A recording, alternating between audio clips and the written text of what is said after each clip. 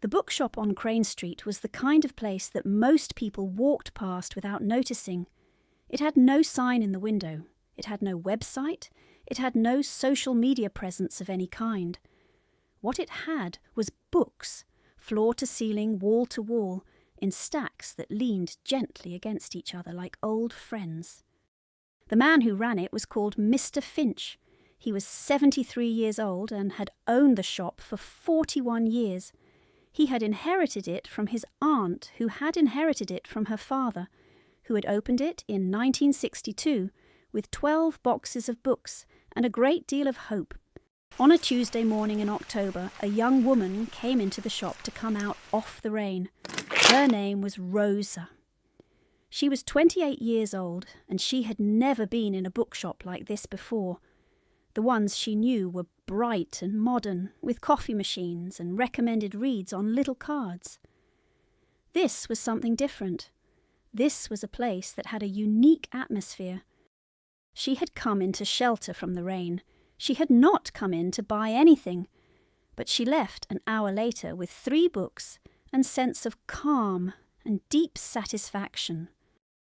She went back on Thursday. Mr. Finch remembered her. "You are the one who came in on Tuesday," he said, "during the rain." Rosa nodded.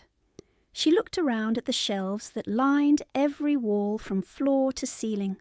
She went back regularly after that. She loved the smell, the peace, and the endless choice of fascinating books. But in November she noticed a sign in the window that had not been there before. Small, handwritten, slightly apologetic. It said, "Closing, end of December, 41 years. Thank you." Inside, Mr. Finch was behind the counter with a cup of tea, reading a book. She pushed open the door. "Why are you closing?" she asked. Mr. Finch looked up. He was quiet for a moment. "The building has been sold," he said. "The new owners want a coffee shop." Rosa looked around at the books that covered every surface, every shelf, every spare inch of the walls. She thought about all the people who came and visited the bookshop. She thought about all the wonderful books that people really enjoyed reading. She thought about how Mr. Finch always knew the perfect book for you. She did not say any of that. She bought a book, a novel that Mr. Finch had pressed into her hand because he said it was exactly right for her. And she went home. That evening she posted a photograph of the shop on Instagram.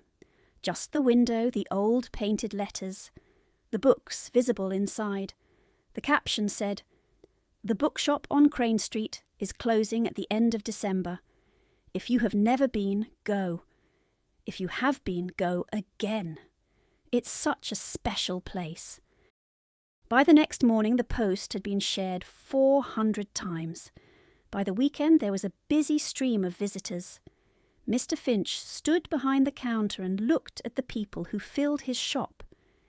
People who had found the post, people who had always meant to come, people who wanted to see what it was like before it was gone.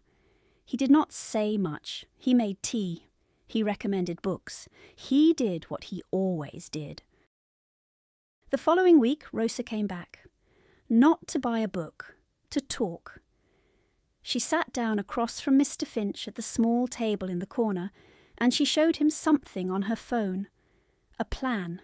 The new owners of the building wanted a coffee shop. Fine. But what if the coffee shop also had books? Not a token shelf in the corner. A proper curated collection, chosen by Mr. Finch, changed every month, with a small reading corner where people could sit with their coffee and stay a while. Mr. Finch read it twice. He looked up at her over his glasses. "You would do this?" he asked. "I would help you tell people about it," she said. "The photography, the social media, getting the word out.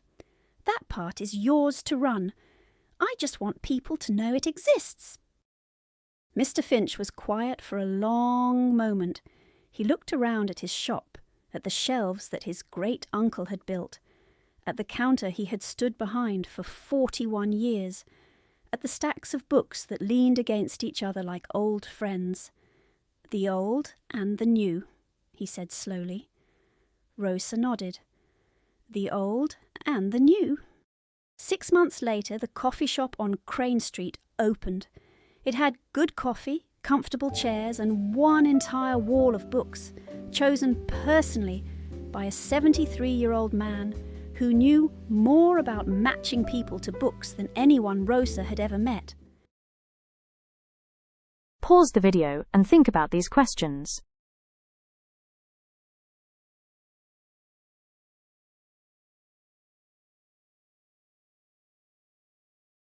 Ready? Here are the answers.